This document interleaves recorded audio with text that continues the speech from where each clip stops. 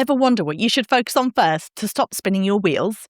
This episode comes with a free downloadable quiz to help you identify what kind of retailer you are and where you should focus first. Head over to resilientretailclub.com/300, that's 300, to get your copy today. I'm going to tell you the 3 or maybe 4 episodes of this podcast that you need to listen to speed up your path to success.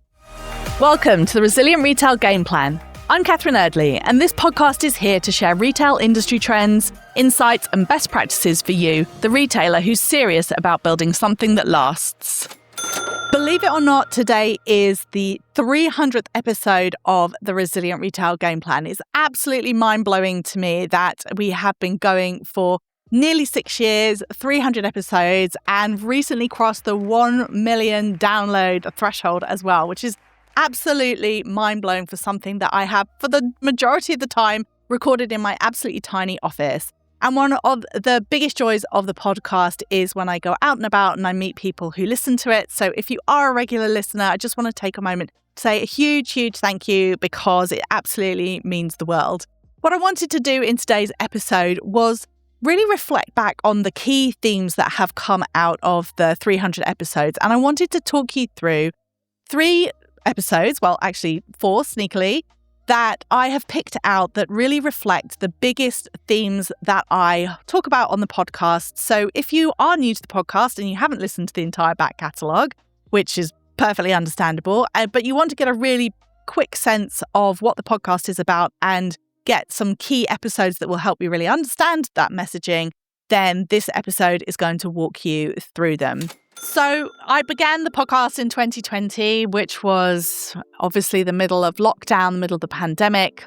And since that time, the retail industry has gone through what I almost would refer to as a perma-crisis. In other words, there hasn't been a single year since I started the podcast that everything's just been absolutely fine and there haven't been any major crises or major issues that are looming.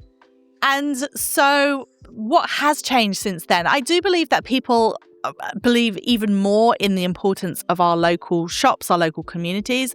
I think that people still have an appreciation for shopping in person, that they really missed it during the pandemic. Yes, we saw more people shopping online because they had to, but I think that people have really grown to love and appreciate that experience of shopping locally, shopping with independence. And I believe that we've also seen an incredible new wave of independents opening, people who've got a real passion for it, a real passion for their community. And I actually feel pretty confident and excited about the future of the high street. I think there have been some incredible seismic shifts, though, in the way that the industry is operated. I think AI has come in and had a huge impact in both good ways and bad ways. I think that it's actually been a huge bonus for a lot of small business owners. I think that AI has helped become the team member that you just didn't have the budget for. I think that it's helped people get more consistent with their content. I think it's helped them repurpose information in a way that they couldn't do before. It's helped them be able to get an extra helping hand, and I think that it's been really super positive. Interestingly, though, I think that it's also in a way highlighted just how much has become automated, how much people are beginning to just hear the same thing over and over again, and people are really craving that human connection. And I actually think that independent retail has a benefit of being quite AI-proof in terms of nothing's going to take away that experience of seeing people in person, seeing bricks and mortar up front. And I think that can actually be a real bonus for independent retailers as well, and small businesses in general, because one thing that they've really got going for them is their true authentic voice. You have a voice, you are a real person. And I think that the more that the world leans on AI, the more that people are going to feel almost like unconscious repulsion against things that are too robotic, that are not real. And I think that that's actually going to help people really connect with independent retailers and brands and feel really excited about talking to them because they're real humans and not AI avatars, which I think, yes, it's great for efficiency, but in terms of human connection, I don't think it's particularly great. But on the flip side, I think retailers do have to recognize that not online shopping itself so much as the way that customers are going to arrive at your online store is going to change. So I think that we do have to be aware of the fact that people will be using shopping agents more and more to make purchase decisions and making sure that our businesses are being found by them. I think that that is a key consideration. But I think that ultimately, a lot of these shifts, they're just different ways of getting customers. There's so much that has stayed the same. The importance of great customer service, the importance of having products that your customers actually want, the importance of making your customers feel seen and cared for. Actually, a lot of the things I think that really help with success in 2026 are those really key fundamental old school retail principles, as well as a really good understanding of how do you grow your sales? How do you connect with your customers? How do you manage your stock so that you're not letting your profit drain out in random places? As the French say, plus ça change, plus c'est la même chose. The more things change, the more they stay the same. And I think that, yes, there's been a lot of shifts. Yes, people are maybe buying in a different way, but the experience they want to have, why they come to independent retailers, what they're looking for hasn't really shifted in that time.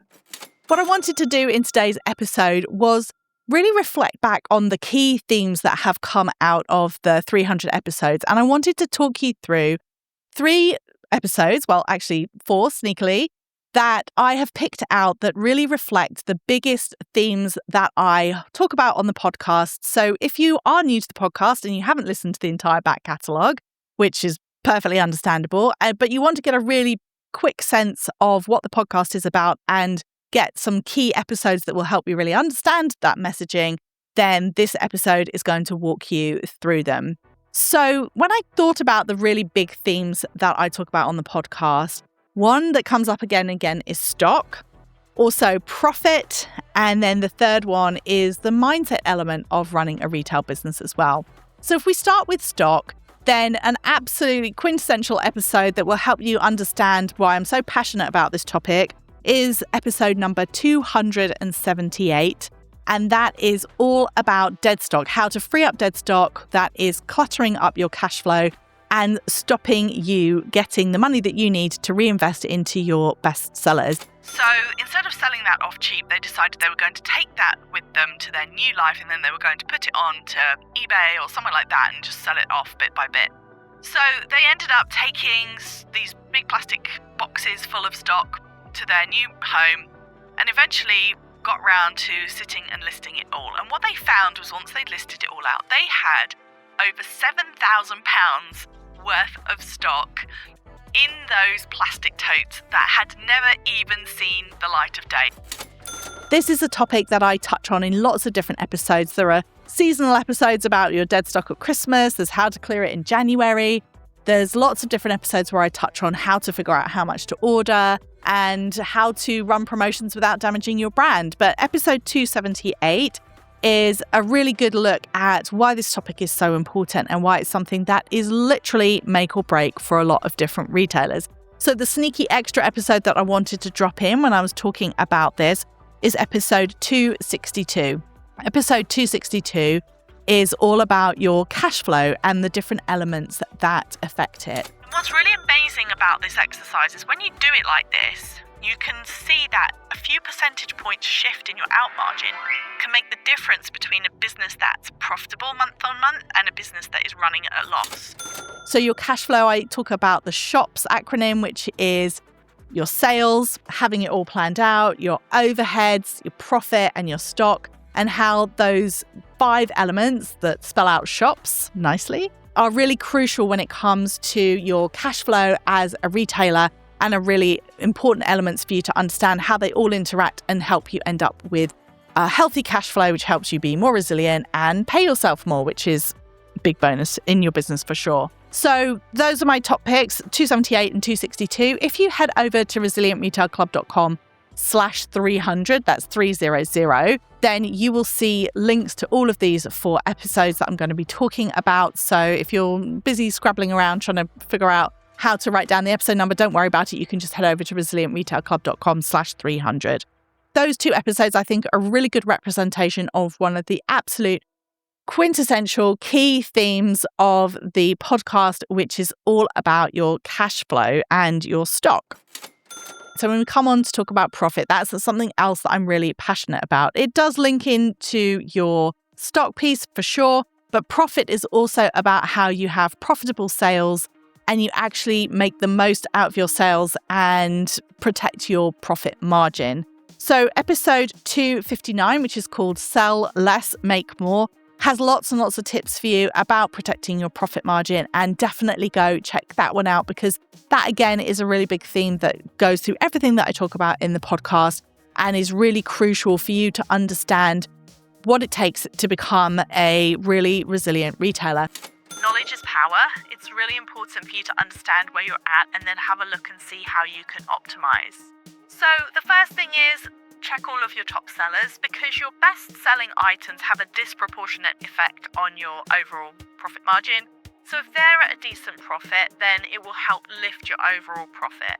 So if you don't have time to go through absolutely all of your products, make sure that you double, triple check all of your best sellers using a margin calculator to have a look and see where they're at.